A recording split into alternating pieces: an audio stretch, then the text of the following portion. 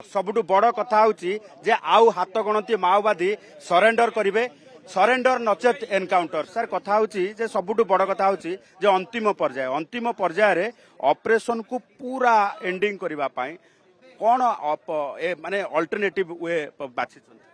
नहीं जमती कहूली जे आमर ऑपरेशन जेहेतु आम पाखे पाखापाखि 7 दिन रही आम ऑपरेशन को आहरी दृढ़ीभूत करूँ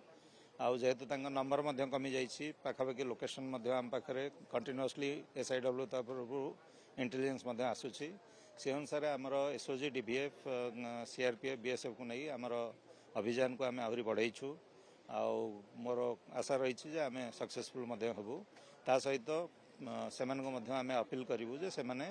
सरेंडर करंतु पुलिस पाखरे एवं सरकार पॉलिसी अनुसार आम से सब प्रकार सहायता जोगेदेबू पब्लिक रे जो पोस्टर जारी करछंती सेथरि किछि सक्सेस मिलुची फोर्स को किछि मिलुची निश्चित भाव में आमर जमी आम कहलु जो मैंने माओवादी अच्छी आम पाखे जो इंटेलिजेंस रही अधिकांश से सरेंडर करने चाहते तेणु आम आपण मान मीडिया मध्यम आकाशवाणी मध्यम पोस्टर मध्यम आम से रिच आउट करुछु एवं तार सुफल मिलू सर सीधा सड़क जदि देखा जे वर्तमान माओवादी को जेहेतु पब्लिक सपोर्ट मिलू नाही एवं तांको पाखरु अस्त्र शस्त्र ठारू आरंभ करिक सब खाद्य शस्य मध्य शेष होउची सेमानंको पाई अल्टरनेटिव बाट कोन हबो